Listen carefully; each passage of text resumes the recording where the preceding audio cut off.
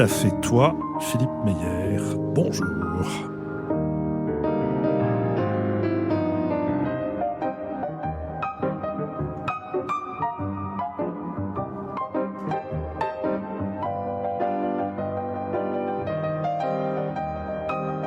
Bonjour, merci de nous avoir rejoints pour cette première d'une série d'émissions hors série intitulée, comme vous venez de l'entendre, Qui t'a fait toi, et au cours de laquelle mes invités successifs brosseront le portrait de quelques-unes des personnes qui ont compté dans leur existence professionnelle ou dans leur rencontre d'une manière générale, en même temps qu'ils nous diront sur quelles rencontres et sur quels personnages ils ont pu s'appuyer.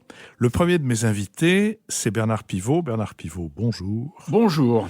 Bernard Pivot, je suppose que la dernière de vos activités n'est pas l'ultime, mais c'était peut-être la moins attendue. Vous êtes sur scène. Vous êtes sur scène depuis quand ?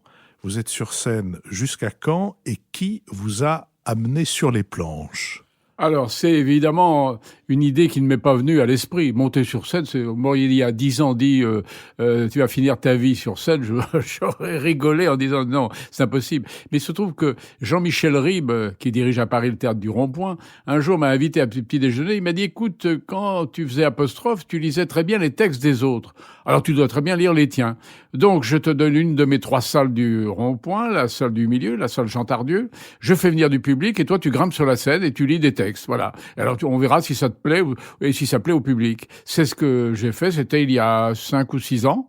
Et ça a plu au public qui était là. Alors, faut dire, j'ai réuni quelques textes tirés de mes livres, des textes autobiographiques dans lesquels je racontais, en particulier Apostrophe et Bouillon de culture. Tout ça réuni sous le titre Souvenir d'un gratteur de tête. Vous avez toujours dit, je ne suis pas un critique littéraire, je suis une vitrine. Oui. Je ne suis pas un écrivain, je suis un journaliste qui écrit. Et maintenant, vous dites, je ne suis pas Oui. un acteur, je suis un journaliste qui écrit et qui monte sur scène. Ça me frappe parce qu'il y a très très longtemps, j'avais eu l'occasion de faire pour un hebdomadaire, pour Le Point, de faire au moment où vous quittiez Apostrophe, de vous rencontrer. Et vous m'aviez dit, comme ça, au détour d'une conversation, il n'y a pas très longtemps que je me sens bien.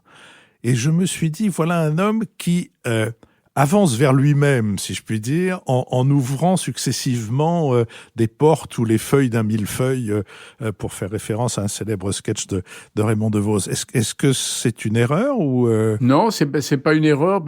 Moi, j'ai longtemps été pas sûr de moi, notamment dans mon adolescence et y compris même dans ma première vie d'homme. J'étais très incertain de moi-même, et il m'a toujours semblé que on me confiait des tâches pour lesquelles souvent je n'avais pas les compétences. Et puis finalement, j'avais ces compétences parce que je travaillais beaucoup. Et là, par exemple, alors le problème du spectacle est un peu différent des autres. On parlera certainement des hommes qui m'ont beaucoup impressionné et qui m'ont aidé quand j'étais un jeune homme incertain.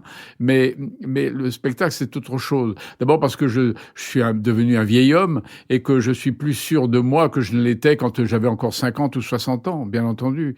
Donc, et puis, je trouve que cette expérience du spectacle, c'est quelque chose, c'est la cerise sur le gâteau. Voilà, vraiment, c'est une petite cerise, mais très agréable à sucer, et dont je me délecte 3 ou 4 fois par mois. Puisque vous avez parlé des gens qui vous ont aidé à prendre confiance en vous, il y en a un dont vous avez déjà parlé, mais si je puis dire, qui est aussi cher à mon cœur, je ne l'ai jamais rencontré. Il m'a écrit, après un texte que j'avais eu l'occasion d'écrire, mais c'est un personnage que vous avez eu comme professeur au Centre de formation des journalistes, dont on reparlera tout à l'heure, qui était connu, qui s'appelle Jacques Zilberfeld, mais qui est signé Michel Chrétien.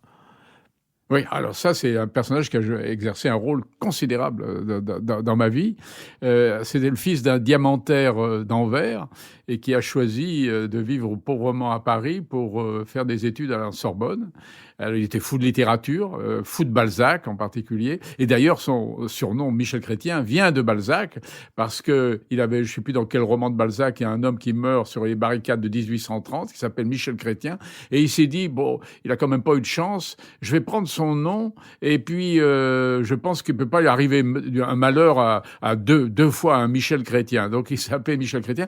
Et il n'a pas eu tort, parce que pendant la guerre, évidemment, il est juif, et résistant, il a été arrêté, il a pu se sauver du dernier train qui l'emmenait à Auschwitz, et puis il a fini la guerre dans l'armée américaine. Donc vous voyez, c'est vraiment un type absolument formidable. Et il a été mon professeur de français au centre de formation des journalistes. Et alors je le dis tout de suite, aucun autre professeur avant, dans mon cursus simplement lycéen, n'a eu d'influence sur moi. Non pas parce qu'ils étaient mauvais, mais tout simplement parce que je manquais d'attention, je manquais de curiosité et je manquais surtout de maturité. Voilà. Mais là, au centre de formation des journalistes, je tombe sur ce type invraisemblable qui nous donne comme premier devoir à toute la classe d'écrivez l'église de la Madeleine. Donc on a ramené des copies absolument monstrueuses. Alors il les rendait toujours les copies en commentant à chacun.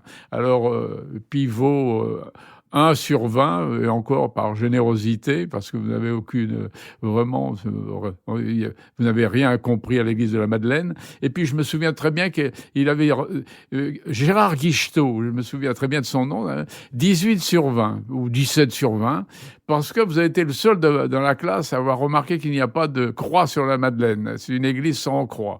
Alors voilà une observation intéressante qui mérite une bonne note. Alors voilà, il était toujours dans les paradoxes, il adorait l'humour, et c'est lui surtout qui m'a enseigné que on peut être sérieux, parfois grave, en gardant de l'humour. Ça, c'est une chose très importante. Et c'est une chose que j'ai apprise de lui.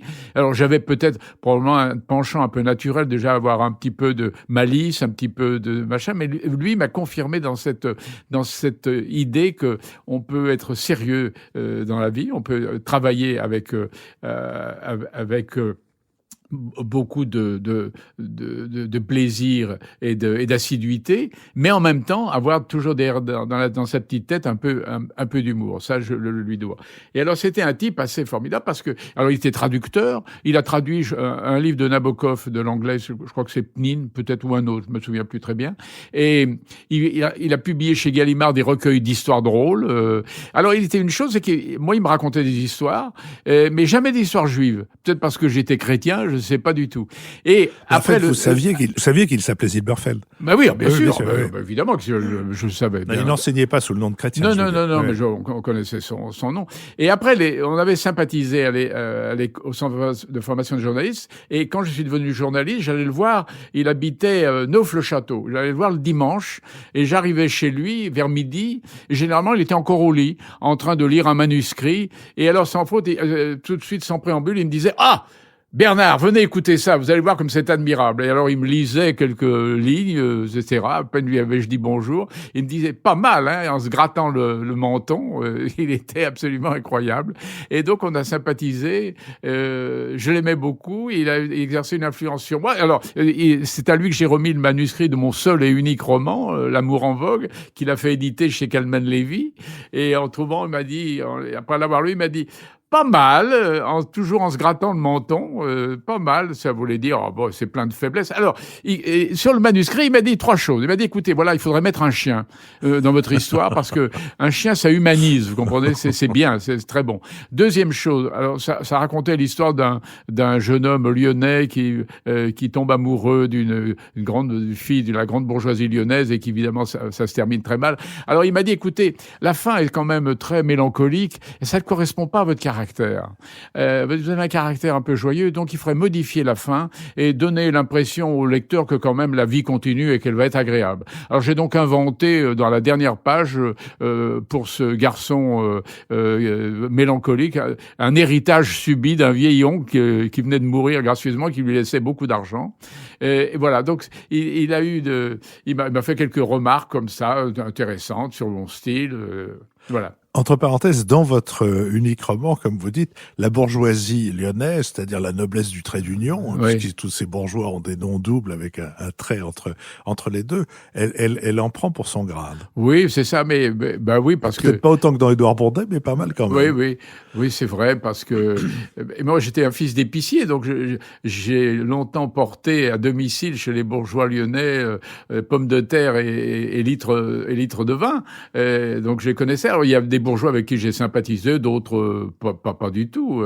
Notamment notamment les bourgeoises qui, lorsque la bonne m'ouvrait la porte et j'apportais la commande, j'entendais la bourgeoise lyonnaise qui disait: si c'est le fils du patron, c'est pas la peine de lui donner un pourboire. Mais en même temps, c'est ce seul et unique roman, qui prouve d'ailleurs que je ne suis pas un romancier, c'était une sorte d'adieu nostalgique à Lyon. Lyon, ville que j'aime beaucoup, que j'ai beaucoup aimé, et qui m'apportait plus de désillusion que de satisfaction, y compris sur le plan amoureux. Mais voilà, c'est un éloge de Lyon. Et vous n'avez pas toujours vécu à Lyon. Avant, vous avez vécu en partie de la guerre dans le Beaujolais, et vous êtes revenu ensuite à Lyon comme pensionnaire. Et la chose qui m'a vraiment étonné, parce que vous êtes pensionnaire, et qui plus est, vous êtes pensionnaire à 2 pas de chez votre famille, d'une certaine manière, parce que vos parents habitent à Lyon, donc vous n'êtes pas, il n'y a pas cette justification de l'éloignement qui peut faire passer le truc. Et vous avez déclaré que, pensionnaire, je n'ai pas du tout été malheureux. Non, j'étais pas malheureux. Pourquoi ? Parce que je jouais au football. Et que je préférais le week-end rester au pensionnat pour jouer au football avec mes copains, plutôt que descendre à l'épicerie familiale pour servir les clientes et livrer avec le triporteur les pommes de terre et les bouteilles de vin. Et puis... bon, j'étais un peu triste quand même le dimanche quand on se dit, oh là, il y a une semaine qui arrive, et puis de nouveau, je devais avoir à répondre à des questions sur les mathématiques, la physique, la chimie, etc.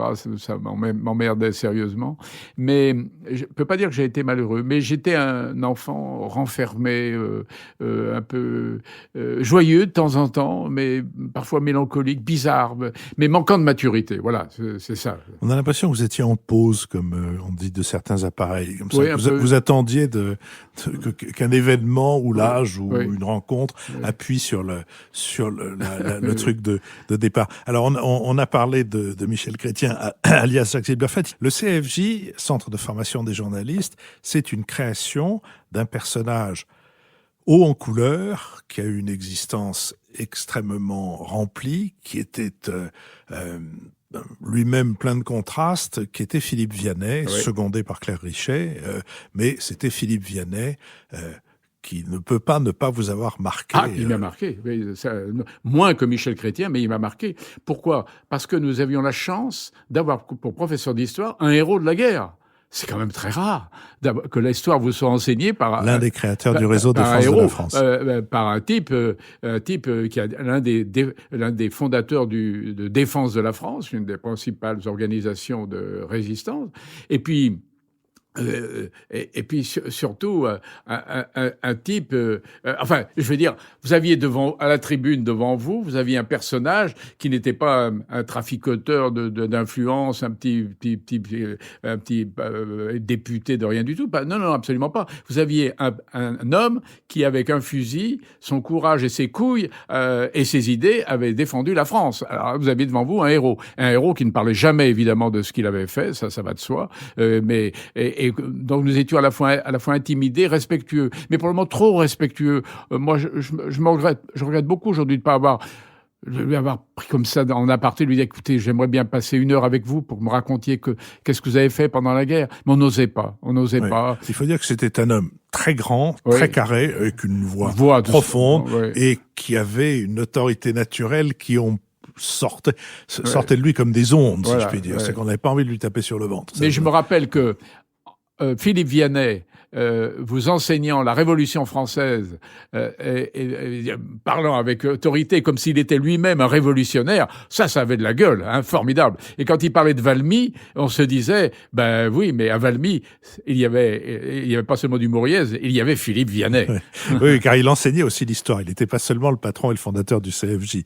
Un mot parce que vous en avez déjà tellement dit sur Apostrophe, les femmes d'Apostrophe, Monique Wendling. Oui. Non, mais attendez, avant Apostrophe, il y a un homme auquel je veux rendre hommage, parce qu'il a eu une influence formidable sur moi. C'est le rédacteur en chef du Figaro littéraire, qui s'appelait Maurice Noël. Chronologiquement, alors, c'est un personnage incroyable, hein, parce que c'était un géant, il avait des mains, c'est comme, absolument, si vous preniez une gifle, comme on dit dans le Midi, si je te rate, tu t'enrhumes. Et c'était un ami de Paul Claudel, il connaissait admirablement toute la littérature contemporaine. Il était en conflit sans cesse avec Pierre Brisson, qui était directeur du Figaro, mais Pierre Brisson et Maurice Noël n'avaient pas du tout la même conception de la littérature et de la culture en général. Et pour moi, il a eu une influence aussi formidable, parce que d'abord, c'est lui qui m'a engagé, alors qu'il aurait jamais dû m'engager. L'examen qu'il m'a fait passer étant épouvantable, j'étais incapable de répondre à aucune de ses questions sur les livres contemporains. Donc, il aurait pas dû mais il m'a gardé, je l'ai raconté dans les mots de ma vie, il m'a raconté, on a parlé de Lyon, et à Lyon, il m'a dit, j'ai gardé quand même un bon souvenir de Lyon. Pendant la guerre, le Figaro s'étant réfugié là-bas, et on faisait un journal qui n'était pas tout à fait indigne à la fois de ses rédacteurs et de ses lecteurs, mais le soir, de temps en temps, on allait dans rue des Marronniers, manger quand il y avait un bon saucisson, etc., arrosé d'un bon Beaujolais. Et là, je lui dis, vous aimez le Beaujolais? Il me dit, oui, beaucoup. Et je lui dis comme ça, d'une voix un peu timide, ma mère a une toute petite propriété dans le Beaujolais. Et ça, alors là, d'un seul coup, moi qui n'avais pas pu répondre à aucune de ses questions sur Tocqueville, sur Yourcenar, sur tous les autres, d'un seul coup, il m'a dit, j'ai vu son regard s'allumer, j'ai vu pointer de l'intérêt pour ma petite personne, et il m'a dit, mais ils font du bon Beaujolais. Je lui ai dit, oui, bien entendu. Et je peux avoir un petit... Et là, il m'a employé ce mot formidable. Il m'a dit, pourrais-je avoir un petit caquillon, ce mot, un caquillon. Vous savez, c'est un mot Beaujolais qui désigne un petit tonneau de 10 ou 20 litres. Et donc, il a eu un caquillon de Beaujolais. C'est grâce à ce caquillon que je suis entré au Figaro littéraire. Voilà. Donc, reconnaissance éternelle pour Maurice Noël, qui était un grand rédacteur en chef et qui m'a appris, dès le départ, à faire court, à faire des petites brèves, des échos, des billets de quelques lignes, etc. Alors, vous voulez aller chronologiquement, mais je vais vous contrarier parce que je préfère aller à saut et à gambade. Et là, vous venez de parler du vin. Vous avez publié un dictionnaire amoureux du vin. Le vin ne manque pas de figures diverses. L'homme qui a eu une influence sur moi pour le vin, c'est le vigneron de mes parents, qui était un rescapé de la guerre de 14-18, qui s'appelait Julien Dulac, je lui ai d'ailleurs rendu hommage dans un livre, qui était un homme assez bourru, avec une moustache toute jaunie par la nicotine, et qui ne parlait jamais de la guerre de 14. Et j'ai vu pleurer une fois lorsque, à quelques jours des vendanges, la grêle s'est abattue sur ses quelques hectares de vignes, et qui était un personnage très rude, etc., mais qui m'a appris à aimer le vin, à en parler, à travailler. Et c'est surtout lui qui a amené mon frère Jean-Charles à devenir vigneron. Donc, grosse influence sur la famille. Du vin à la table, il y a, comme on dirait dans un commentaire de film documentaire des années 50, il n'y a qu'un pas, et la table, c'est forcément Alain Chapelle. Alors Alain Chapelle et Bocuse d'abord. Bocuse, oui. Paul Bocuse qui est lyonnais, oui. Chez qui je vais avec mes parents avant qu'il soit étoilé. Et puis alors Alain Chapelle, effectivement, qui était un homme absolument délicieux, un génie de la cuisine, et chez qui nous allions pendant l'été. Alors ça, je vais vous faire une confidence. Nous faisions des expéditions gastronomiques. C'est-à-dire que mon village du Beaujolais, Quincien-Beaujolais, était situé à peu près à équidistance de Trois-Gros, de Bocuse, de Blanc, et de Chapelle, vous voyez, à peu près 50 kilomètres, comme ça, on était au milieu. Et donc, chaque année, on allait dans au moins 2 de ces restaurants, et donc on y allait avec Georges Semprin, Michel Piccoli, François Perrier, Raymond Lévy, donc c'était vraiment des expéditions gastronomiques dont je garde un souvenir vraiment de plus en plus délicieux, mais bien entendu, plus le temps passe et plus il me semble que ces dîners étaient inouïs. Je suis content que vous ayez parlé de Raymond Lévy, qui est mort il n'y a pas tellement longtemps, il y a 18 mois à peu près, 2 ans, qui a écrit un livre d'une formidable insolence qui s'appelait Schwarzenmürz ou l'esprit de parti, qui était un communiste repenti, c'est pas le mot, ça ne lui va pas très bien, repenti, mais qui était un communiste qui, ayant découvert qu'il avait la réalité de ce qu'il avait soutenu, l'a retourné comme un gant avec un humour formidable. Et ce livre, on ne le trouve aujourd'hui que difficilement et sur Internet. Mais j'aimerais que vous nous parliez de Raymond Lévy. Alors Raymond Lévy, je l'ai découvert comme ça par hasard, par un réseau d'amitié. Et Raymond Lévy m'a fait découvrir donc Samprin, François Périer, Piccoli. Et c'était un personnage. Alors évidemment, là encore, un grand résistant. C'est le père de Marc Lévy. Et le frère de Claude Lévy. Et le frère de Claude Lévy, l'historien notamment de la rafle du Veldiv. Et vous avez raison d'insister là-dessus. Et c'est un personnage qui m'a beaucoup marqué par son humanité, son sens de l'amitié, son attention aux autres, et surtout son humour. Il avait beaucoup d'humour. Oui. Vraiment. C'était vraiment, j'ai eu la chance vraiment d'être de ses amis. Et je dois dire, je suis heureux d'ailleurs que vous ayez parlé de Schwarzenmürz, parce que c'est un peu grâce à moi qu'il a écrit ce roman. En effet, on allait dîner chez lui, et puis j'entendais raconter ces histoires de militants communistes qui étaient désopilantes. Et un jour, je lui ai dit, mais écoutez, écrivez-le, c'est pas possible d'écrire ça. Et puis, 6 mois après, il m'appelle en me disant, ça y est, je l'ai écrit. D'un seul coup, intérieurement, j'ai blémi, si j'ose dire, parce que je me suis dit, si jamais c'est mauvais, c'est épouvantable. Et alors, il m'a apporté le manuscrit, et je l'ai lu, je me rappelle, un samedi après-midi, et je riais tellement que je me rappelle, ma femme est rentrée de lui faire des courses, elle m'a entendu rire dans mon bureau. Et elle m'a dit, pourquoi tu ris aussi bruyamment? Je lui ai dit simplement, écoute, à cause de Raymond Lévy, parce qu'il a écrit ses mémoires de militant communiste, et c'est désopilant. Et en plus de ça, c'est admirablement écrit. Et donc, c'est paru chez Albin Michel, et j'ai eu le plaisir, évidemment, de l'inviter à Apostrophe, ça va de soi. Et si ce podcast pouvait servir à attirer l'attention sur ce livre, et peut-être, qui sait, à le faire réimprimer, après tout, ce serait une chose excellente. Il y a quelque chose, ça ressemble un peu au Brave Soldat Schweik, avec une espèce avec un humour très british et un sens du contre-pied. qui est tout à fait remarquable. Vous avez évoqué votre déjeuner en sa compagnie et dans la compagnie de 3 autres qui sont Périer, François Périer, Georges Samprin et Michel Piccoli. Vous pourriez les croquer comme ça l'un après l'autre, dire quel est le trait de leur personnalité, de leur caractère. Samprin, moi j'avais beaucoup de respect pour lui, pour le militant, l'homme politique, parce que c'est et l'écrivain. Je l'avais découvert par Le Grand Voyage, qui était où il racontait le récit du train, son premier.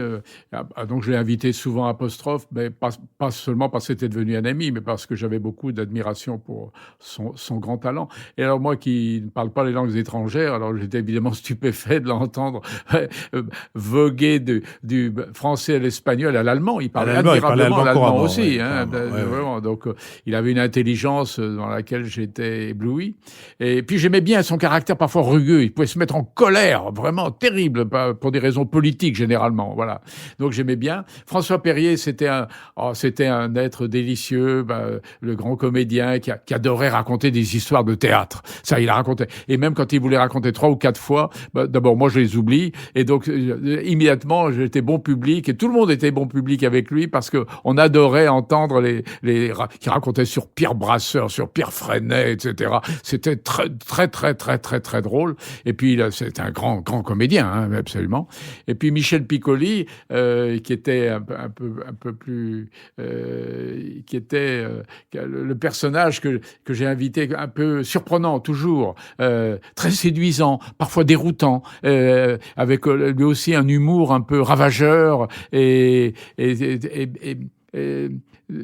pas toujours assez à la fois très naturel et parfois très sophistiqué, inattendu. De tous, c'était celui qui était effectivement, vous voyez, le plus inattendu. Alors, si vous voulez bien, venons-en à quelques dames. J'ai bredouillé tout à l'heure que je voulais vous attirer vers les dames d'Apostrophe, parce que une émission comme Apostrophe se fait avec des gens qui sont derrière la caméra, qu'on ne voit pas et qui jouent un rôle très important. Les réalisateurs, vous en avez eu deux essentiellement, qui étaient Léridon et Cazenave, et puis aussi je dirais, trois collaborateurs, dont deux collaboratrices, Monique Wendling, Anne-Marie Bourgnon et Pierre Boncenne. Qu'est-ce que représente le travail que ces deux collaboratrices et ce collaborateur ont fait avec et pour vous? Alors d'abord Anne-Marie Bourgnon, qui est toujours mon assistante, à mi-temps. Je l'ai connue au Figaro. Elle m'a suivi quand j'ai quitté le Figaro pour aller à la télévision, ce qui était risqué. Parce qu'à la télévision, on ne savait pas si j'allais y rester 15 jours ou 3 mois ou 20 ans. Et donc, c'est une personne qui est extrêmement populaire dans tout le monde de l'édition. Parce que c'est elle qui recevait les plaintes des éditeurs, les doléances, les questions. Bon, on n'osait pas me téléphoner, heureusement. Mais donc, il me faisait toujours le compte-rendu le soir de la vie littéraire autour d'Apostrophe, et elle a toujours été très calme, très tranquille, ordonnée. Donc c'est exactement l'assistante qu'il me fallait pour que je puisse continuer de lire comme ça chez moi, sans me soucier justement de ce qu'on peut appeler la vie parisienne. Donc vraiment formidable. Et puis pratiquement, je sais pas, plus de 40 ans, bientôt 50 ans vraiment de collaboration sans un nuage. C'est formidable. Pierre Boncenne, c'était mon conseiller littéraire, donc j'ai connu à lire. Alors là, coup de chapeau à Jean-Louis Servan-Chabert. Jean-Louis Chabert qui a eu une influence sur moi, parce que c'est lui qui m'a appelé un jour pour me dire que quand j'ai quitté le Figaro, j'aimerais bien créer un journal littéraire avec vous. Et c'est devenu Lire, qui existe toujours 40 ans après. Et puis Pierre Boncenne est entré à Lire. Il a été mon adjoint pendant très longtemps. Et puis il a été mon adjoint à Apostrophe et à Bouillon de Culture. Et alors c'est un garçon, parce qu'il vit heureusement toujours. Je le vois de temps en temps, je déjeune avec lui de temps en temps. C'est un garçon très ouvert sur toutes les formes de littérature, aussi bien les sciences humaines, la littérature latino-américaine, les romans, etc. Et un homme qui a toujours beaucoup d'idées et beaucoup de savoir-faire, etc. Et voilà, donc il a été un collaborateur extrêmement précieux. Dans l'ombre. Il a écrit un livre sur Jean-François Revel. Sur Jean-François Revel, il était très ami de Jean-François Revel. Et sur Simon Lès. Et il était très ami de Simon Lès. Il a publié une partie de sa correspondance avec Simon Lès. Et ce sont vraiment deux livres qu'on a beaucoup de plaisir à lire. D'autant plus que Pierre Boncenne était absolument le contraire de quelqu'un qui se met en avant, qui tape sur les tambours des médias, qui fait quoi que ce soit. Et donc, il faut le recommander. Ah oui, non, mais à Pierre Boncenne, je dois beaucoup, et je lui dois surtout beaucoup d'idées de reportages dans Lire, d'enquêtes, et d'idées aussi pour nourrir Apostrophe, bien entendu. Et puis le troisième, c'est Monique Wendling, alors qui était l'assistante de Desgroupes, était la grande amie de Desgroupes, et donc elle est passée de Desgroupes à Pivot un jour. Alors donc elle était l'assistante de réalisation, mais elle était plus que ça. Elle exerçait une sorte de magistère sur l'émission. Elle avait ses têtes, elle avait ses têtes, quand il y avait des écrivains qui lui plaisaient pas et d'autres qui lui plaisaient pas du tout. Je voyais bien quand j'invitais quelqu'un qui ne lui plaisait pas que ça l'irritait un peu. Mais c'était évidemment, elle a eu une influence comme ça sur l'organisation d'Apostrophe, sur le bouche à oreille d'Apostrophe, etc. Alors Desgroupes était son dieu, Alors Pierre Desgroupes, c'était son dieu. Après c'était moi quand même en dessous, mais quand même elle m'aimait bien et je l'aimais bien. Alors, puisque vous avez mentionné le nom de Pierre Desgroupes, qui a été président d'Antenne 2, c'est pas le président qui vous a fait venir, celui-là, c'est Marcel Julien, oui. Mais Pierre Desgroupes est un personnage dans le journalisme et dans le journalisme télévisé, notamment avec 5 colonnes à la une, dont il est l'un des artisans, mais aussi après dans sa présidence d'Antenne 2, parce que il faut rappeler à certains, mais apprendre sans doute à beaucoup, que sous sa présidence, Antenne 2, qui avait multiplié les programmes les plus variés, allant des choses les plus populaires avec Philippe Bouvard, aux choses les plus travaillées, comme Apostrophe qu'il avait maintenu, mais l'émission de Michel Bouju sur le cinéma, Cinéma, qui était programmée à 22h30, enfin une heure convenable pour les cinéphiles, avec sa programmation, Pierre Desgroupes avait fait passer Antenne 2, à l'époque, en tête de toutes les chaînes de télévision. Et comme il était assez redoutablement indépendant, au premier incident, qui a été un incident technique, en réalité, quand une grue n'est pas arrivée à temps pour filmer le président de la République, François Mitterrand, à Latch, Pierre Desgroupes a payé ça, ou plus exactement, a payé son indépendance, a payé de son siège son indépendance. Mais vous le voyiez comment vous le décririez, j'avais pas beaucoup de relations avec lui. On le voyait pas beaucoup. Nous étions des hommes des saltimbanques. Nous, et lui, il était l'homme du journal. Il s'intéressait surtout au journal, etc. Mais alors, il m'a fait venir 2 fois pour des choses auxquelles j'ai répondu non. La première fois, c'est pour me proposer le journal de 20 heures, en alternance avec Christine Ockrent. Et je lui ai dit non. Je lui ai dit franchement, je me vois pas dans ce rôle de journal. J'ai pas la tête politique. Le journal de 20 heures est quand même très politique. Et puis, franchement, je me sens beaucoup plus libre à Apostrophe que dans un journal de 20 heures où je serais épié par non seulement les confrères, mais surtout par tout le personnel politique. Donc, c'est une situation qui m'intéresse pas beaucoup. Alors, puis je lui ai dit, je serais donc obligé d'abandonner Apostrophe, et c'est une chose qui me serait pour moi déchirante. J'ai pas envie d'abandonner Apostrophe au bout de la 4e année. C'était un peu... Donc je lui ai dit non. Et l'autre fois où je lui ai dit non, ça c'est une chose très curieuse qu'on a un peu oubliée. C'est qu'à un moment, Desgroupes a eu le culot, parce que c'était incroyable, le culot, le courage, comme vous voudrez, de mettre des émissions culturelles à 20h30. Et il avait mis l'émission de Ruggieri, l'émission une émission scientifique aussi à 20h30. Et il m'a proposé de mettre Apostrophe à 20h30. Et j'ai refusé. Et je lui ai dit non, Pierre, c'est une erreur. Il faut mettre un petit peu de divertissement à 20h30 et puis après passer à des choses plus sérieuses comme Apostrophe. Mais 20h30, je trouve que c'est une erreur. Donc il m'a laissé à 20h30, à 21h30. Ouais. Et toutes les émissions qu'il avait mises à 20h30 pendant 2 ou 3 mois, elles se sont cassées la gueule, et il est vite revenu à une programmation classique. Dans les gens de télévision, qui soient dans les dirigeants, qui soient dans les hommes d'image, qui soient dans les hommes de la préparation, à part celle et celui qu'on a nommé tout à l'heure, est-ce qu'il y a des gens dont vous avez gardé quelque chose d'important, qui vous ont montré un chemin? Je dois Claude Barma, qui a été le réalisateur de ma première émission Ouvrez les guillemets, qui avait pas toujours bon caractère, mais qui m'a ouvert quand même la technique, qui m'a ouvert à la technique. Évidemment, je garde un bon souvenir de tous les réalisateurs d'Apostrophe et de Bouillon de Culture. Hein. C'est un peu normal. Et il y a une anecdote amusante, c'est que je trouvais qu'avec des hommes qui réalisaient, et pour Bouillon de Culture, j'ai recruté une femme par une petite annonce dans les ascenseurs. J'ai mis une petite annonce, cherche femme pour réaliser Bouillon de Culture, Bernard Pivot. Et c'est comme ça. Aujourd'hui, vous seriez sur Balance ton port. Voilà. Et donc j'ai engagé Elisabeth Préchet, qui malheureusement ne fait plus de réalisation à la télévision, mais qui a été une très bonne réalisatrice comme d'autres. Vous avez mentionné Ouvrez les guillemets, qui est l'émission qui a précédé Apostrophe. Oui. Ça me donne l'occasion d'évoquer, ou de vous demander plutôt, d'évoquer 2 personnes. D'abord, l'une dont la participation à cette émission n'a pas été longue, mais en tout cas est extrêmement inattendue, c'est le cinéaste Jean-Pierre Belleville, qui était l'un des invités, critique cinématographique d'Ouvrez les guillemets. Comment était-il dans cette circonstance? C'est une idée qui m'est venue en me disant, tiens, pour tenir la rubrique des polars à Melville, qui à ce moment-là était un peu dans le trou, hein, qui n'était pas... qui ne tournait pas beaucoup. Alors je suis allé le voir, je le connaissais pas du tout, et il m'a dit c'est une bonne idée, oui, avec plaisir. Donc je viendrai parler donc la 3e ou 4e émission, il y avait des rubriques tournantes, hein. Et donc il est venu parler du polar. C'est très bien passé. Mais le lendemain, il m'a appelé en me disant je voudrais vous voir. Où je me suis dit là, c'est pas bon signe. Et puis donc je suis allé le voir dans ses studios qui avaient pris feu à un moment. Et puis il m'a dit voilà. vous courez à votre perte, là.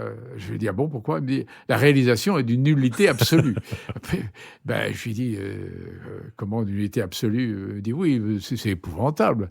Alors, c'est vrai qu'ouvrez les guillemets, comment il s'appelle le réalisateur? Je sais plus qui vous a... Si je vous ai... Ah, Barma, vous voulez dire, oui. M'avait fait faire un circuit, je bougeais beaucoup, et puis il y avait il y a des invités qui se tournaient le dos. Alors, pour s'écouter, ils se tournaient, etc. Donc, il m'a dit, là, c'est pas possible de faire ça.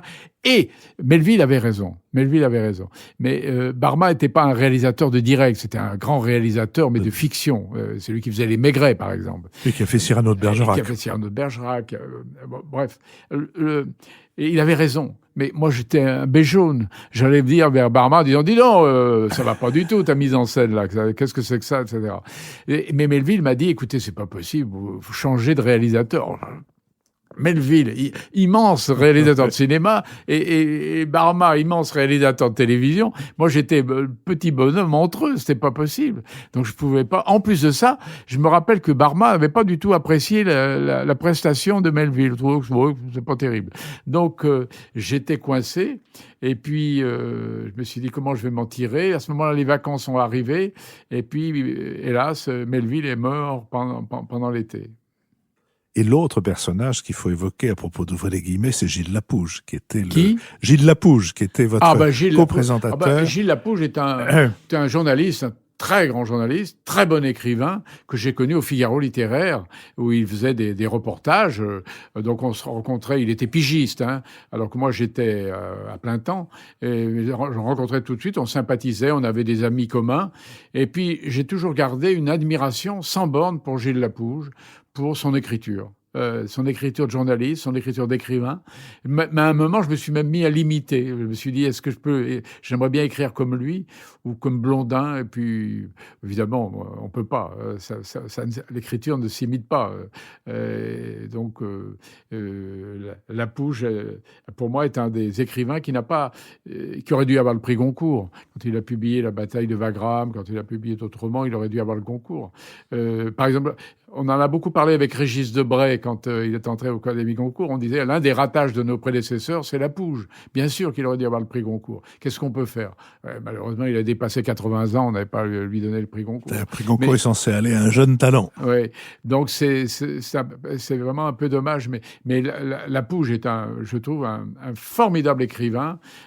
C'est un grand journaliste qui possède un record du monde, puisqu'il est le correspondant de son journal de brésilien depuis 60 ans. Donc c'est un record probablement battu. J'allais dire, pour se mettre en bouche pour les personnes qui n'auraient jamais lu Gilles Lapouge ou qui l'auraient lu il y a trop longtemps, il faut lire son dictionnaire amoureux du Brésil, dans lequel d'ailleurs il raconte comment il est devenu, par une succession d'impostures admirables, qui est tout à fait digne d'un écrivain, etc. C'est très commode de converser avec vous, Bernard Pivot, parce que vous me tendez les perches à chaque fois. C'est-à-dire, vous venez de parler du prix Goncourt. Vous êtes au jury Goncourt, vous êtes même le président du jury Goncourt. Comme pour votre arrivée sur la scène, je vais vous poser la question de qui vous a fait jurer du prix Goncourt, qui vous a amené dans cette noble assemblée. Alors, c'est une chose curieuse. C'est après la fin de mes émissions littéraires, Jérôme Garcin dans l'Obs, le Nouvel Obs à l'époque, m'a interviewé longuement. Et la dernière question, c'était alors maintenant l'Académie française. Point d'interrogation. Je lui ai dit non, pas l'Académie française, bien que j'y ai des amis comme Pierre Nora ou Jean d'Ormesson, parce que je m'y sentirais pas à l'aise. Les discours, l'habit, franchement, c'est pas fait pour moi. Il y a la seule chose que j'aimerais bien, c'est les travaux du dictionnaire. Mais bon, en revanche, j'aimerais beaucoup l'Académie Goncourt parce qu'on y fait 3 choses que je sais à peu près bien faire, c'est lire, boire et manger. Mais j'ajoutais, malheureusement, je peux pas y prétendre parce que l'Académie Goncourt n'accueille à elle que des écrivains et en particulier des romanciers. Et je n'en suis pas un, je ne suis que journaliste. Voilà, c'est comme. Et puis 6 mois après, je rencontre François Nourricier qui me dit, vous savez, on a regardé nos statuts, il n'est jamais marqué que nous devons appeler dans notre Sénat que des écrivains. C'est une tradition. d'élire des romanciers en particulier, mais rien n'indique qu'un journaliste ne puisse pas entrer à l'Académie Goncourt. Et puis le temps a passé, 2 ans après, coup de téléphone de Edmond de Charleroux, je me rappelle, à 12h45, me disant « Ça y est, vous venez d'être élu à l'Académie Goncourt, est-ce que vous êtes toujours d'accord pour venir parmi nous ?» J'étais évidemment très fier. Je lui ai dit, voilà, moi, journaliste, j'entre à l'Académie Goncourt, donc j'étais ravi, évidemment. Donc vous avez été candidat sans lettres. En fait, vous avez jeté en l'air l'idée de votre candidature. Non, mais à l'Académie Goncourt, on peut pas être candidat. On n'est pas formellement candidat, mais enfin, il y a des gens qui sont candidats de manière non publique et insistante. Alors, il y a un autre nom que vous avez prononcé, qui est celui de Régis Debray, avec qui les choses n'avaient pas bien commencé, si je puis dire. Si, non. Quand même, quand il était conseiller de François Mitterrand, il a dénoncé votre dictature sur les lettres. Oui, je pensais à l'Académie Goncourt. Non, au contraire, l'Académie Goncourt, là, c'est là où vous êtes devenus amis. Vous étiez déjà réconciliés. Mais... oui, c'est à l'époque, c'est quand en 81, je me rappelle, je jouais au tennis et ma femme m'a appelé en me disant « Oh là là, rentre vite, c'est épouvantable, toutes les radios t'appellent parce que Régis Debray a dit des choses tout à fait désagréables sur toi et on voudrait ta réponse. » Donc je suis rentré très prudent, j'ai d'abord écouté ce qu'il avait dit, puis je me suis dit je ne vais pas répondre maintenant, je répondrai vendredi prochain à apostrophe. Donc, il avait dit, pour rafraîchir la mémoire de nos auditeurs, il avait dit que vous exerciez une dictature sur le monde littéraire. Monopole et dictature. Alors, voilà. C'est vraiment monopole et dictature. Monopole, j'ai jamais empêché personne de faire des émissions littéraires. Dictature, franchement, non. Et donc, alors, il avait d'abord dit qu'il n'avait pas prononcé ces mots, puis finalement, comme ils avaient été enregistrés, donc il a bien été obligé d'accepter. Et puis surtout, François Mitterrand, dans ce débat, a pris position pour moi, en disant effectivement qu'il aimait beaucoup apostrophe. Donc il avait déjugé son conseiller diplomatique. Il n'était pas conseiller culturel, il était diplomatique. Et voilà, ça c'est comme ça. Puis le vendredi suivant, j'ai répondu à Régis Debray à la fin d'une émission qui était d'ailleurs très mauvaise. C'est pas de chance, elle était très très mauvaise. Voilà. Et depuis, on s'est retrouvés, et puis voilà, on a passé la main. Et il m'a raconté dans quelles conditions il avait eu la maladresse de dire des choses qui probablement dépassaient sa pensée. Mais enfin, je peux livrer une anecdote, mais ça m'a fait rire parce que je le connais depuis, on a la même génération à peu près, je le connais depuis très longtemps. J'avais suivi cet épisode avec intérêt, et puis il y a pas très longtemps, Marie Dabadi, qui est la secrétaire générale du prix Goncourt et qui est une cheville ouvrière très importante, était décorée de la Légion d'honneur. Je m'y trouvais invité. Régis, évidemment, qui était encore à l'Académie à l'époque, y était aussi. On bavarde tous les deux et lui regarde vers la porte d'entrée et moi je regarde vers la fenêtre. Et je vois tout à coup ses yeux qui s'écarquillent, qui s'anime d'une flamme toute particulière et qui me dit « Excuse-moi, il faut que j'aille embrasser Bernard. » Et c'était vous. Et je me suis souvenu de l'épisode qui mais c'était... Il faut dire que vous l'avez... Alors, c'est là où je dois dire, pour moi, c'est une de vos qualités que j'ai trouvées parmi les plus précieuses. Après qu'il a fait ce qu'il a fait, comme après que Bertrand Poirot-Delpech ait écrit à votre propos des choses extrêmement désagréables, vous les avez bravement invités tous les deux pour des livres qu'ils avaient publiés. Il y a aucune espèce de... Je veux dire, ça traduit chez vous, bon, je sais pas vous flatter indéfiniment, mais ça traduit chez vous une absence de sens de la propriété de votre émission que je trouve absolument formidable. C'est l'idée du service public et en passant par-dessus des blessures qui ont quand même pas dû être agréables. Poirot-Delpech avait été particulièrement... Oui, c'est vrai. Non, mais c'est vrai qu'il y a une blessure. Et puis après, quand même, la blessure cicatrice. On oublie, on dit, bon, c'est pas grave, c'est pas... Enfin, oui. Au fond, j'étais propriétaire du commerce, mais pas propriétaire des murs. Voilà. Vous aviez le fond et pas les murs. Vous avez rappelé tout à l'heure le rôle important d'Anne-Marie Bourgnon dans une sorte de no man's land entre vous et les éditeurs, et même entre vous et les écrivains. Vous avez peu fréquenté tous ces milieux, vous avez évité des rencontres qui auraient pu finir par devenir embarrassantes, pesantes, et puis au fond, vous avez gardé beaucoup de temps pour lire, ce qui, quand on fait une émission de littérature, peut paraître une occupation assez normale, bien qu'elle ne me semble pas être celle de beaucoup de gens qui font aujourd'hui des émissions littéraires. Mais passons, mais il y a quand même un homme dans l'édition qui a été votre ami, qui est mort il n'y a pas très longtemps, c'est Jean-Claude Lattès. Oui. Jean-Claude Lattès, on est devenus amis parce qu'on a commencé ensemble. Comme j'étais devenu ami de Robert Sabatier, parce que Robert Sabatier était attaché de presse des presses universitaires de France. Moi, je débutais au Figaro littéraire. Et Jean-Claude Lattès, il a commencé aussi comme attaché de presse aux éditions Robert Laffont. Puis après, il a créé sa maison d'édition. Donc, on se rencontrait. On avait à peu près le même âge, à 3 ans près. Et donc, on a sympathisé. Et puis, donc, il a mené sa vie d'éditeur. Puis après, il a abandonné tout d'un coup, et il a rompu avec Hachette, ou Hachette a rompu avec lui, et puis il s'est retiré. Et là, on est devenus amis. Voilà, j'aimais bien aller le voir dans sa maison de Mirabeau, dans le Luberon, où j'aimais bien parce qu'il adorait la musique. On allait au festival de la Roque d'Enterron, et on aimait bien aller voir des expositions ensemble. On aimait bien aller faire des expéditions de bouffe aussi. Le vin nous a rapprochés parce qu'il était producteur de vin là-bas.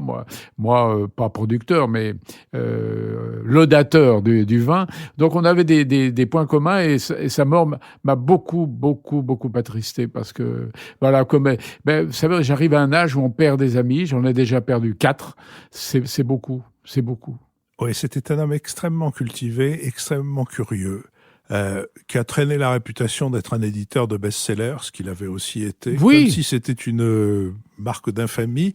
Oui. Et au fond, ça permettait à des gens pressés de se donner l'apparence de gens très exigeants, alors qu'ils n'avaient pas le 10e de la culture de Jean-Claude Lattès, ni en musique, ni en peinture, ni en gastronomie. Non, mais éditeur de best-sellers. Gallimard est éditeur de best-sellers. C'est pas pour ça que c'est un mauvais éditeur. C'est ridicule de dire ça. Mais c'est grotesque. Tous les éditeurs veulent publier des best-sellers pour à côté publier des ouvrages qui se vendent à 2 ou 3 000 exemplaires. Et Jean-Claude Lattès a publié des livres sur la culture juive ou arabe. Il a publié des livres sur la musique qui évidemment n'étaient absolument pas des best-sellers. Non, mais éditeur de best-sellers, franchement, c'est stupide. Bernard Pivot, j'aurais une avant-dernière question, si vous voulez bien. Cécile. Oui. Ma fille, seconde fille, oui. Eh bien, c'est une charmante femme. Oui, ça, c'est une charmante femme. Les téléspectateurs ont pu le voir, mais encore. Qui a écrit un livre sur son fils autiste, qui est un très joli livre qui s'appelle Comme d'habitude, enfin un livre joli et douloureux. Et puis, je lui ai proposé d'écrire un livre sur la lecture, parce que on m'a souvent demandé à moi d'écrire un livre sur la lecture. Je lui disais, mais écoutez, quel conseil voulez-vous que je donne aux gens? Moi, je reçois les livres gratuitement, je vais pas dans les librairies, et chaque fois que je lis un livre, c'est par plaisir, la plupart du temps, mais c'est aussi pour une finalité, c'est soit pour interviewer les écrivains du temps d'apostrophe, soit aujourd'hui pour une chronique dans le journal du dimanche, ou soit pour le prix Goncourt. Et puis, je me suis dit aperçu, mais Cécile, ma fille, c'est une vraie lectrice, formidable. Elle est journaliste, mais rien à voir avec le livre. Et elle a toujours trouvé le temps, en dépit de sa vie de famille, de sa profession, de ses ennuis, etc. Toujours trouvé le temps de lire. Quand je vais chez elle, je suis toujours ébloui de voir la liste des livres de Gallimard, d'éditions de Minuit, de l'Olivier, etc., bien rangés les uns les autres, qu'elle a tous lus. Absolument. Et je me suis dit, on va faire un livre à 2. Et c'est comme ça qu'on a écrit l'un en même temps que l'autre, ce livre intitulé Lire, point d'exclamation. Ce point d'exclamation étant un point à la fois de jubilation et d'encouragement. Une deuxième avant-dernière question. Byron Janis et le concerto pour piano de Rachmaninoff, qui était... Ça m'étonne pas de vous, cette question. qui était l'indicatif d'apostrophe. Franchement, Byron Janis, c'est pas un pianiste inconnu, Rachmaninoff, c'est pas non plus. Mais enfin, ça a été un choix pour beaucoup inattendu. Comment vous est arrivé ce concerto et cet interprète? Toujours par chance et par inattendu, c'est que je me rappelle que Apostrophe a commencé en janvier 75, et donc il y avait Noël. Et dans mes cadeaux de Noël, il y avait les concertos numéro 1 et 2 de Rachmaninoff. Alors le concerto numéro 2, je le connaissais, mais pas le numéro 1. Donc j'ai entendu, et à un certain moment, vous savez, une sorte d'éblouissement claudélien, je me suis dit, mais ça c'est c'est la musique d'Apostrophe, ce piano comme ça, seul, et qui va embrayer sur l'orchestre. Il me semblait que il y avait une sorte de conversation, et donc j'ai appelé le réalisateur. Il m'a dit que ça fait combien de secondes? Je lui ai dit attends, il m'a dit ça. Je lui ai dit ça fait 25 secondes. Parfait, très bien. Envoie-moi voilà. Et ça s'est fait comme ça. Et oui, la musique, ça se pèse aussi. Nous avons choisi The Man I Love de George Gershwin, interprété par Alexandre Tarot. Et avant que nous l'entendions pour marquer la fin de cet entretien que je vous remercie de m'avoir accordé, j'aimerais quand même que vous me disiez si là, maintenant, au moment où nous allons nous séparer, il y a un nom que vous auriez aimé que j'évoque et auquel je n'ai pas pensé, ou peut-être même plusieurs. Oui, c'est une femme, Jacqueline Baudrier, parce que c'est elle qui m'a fait débuter à la télévision.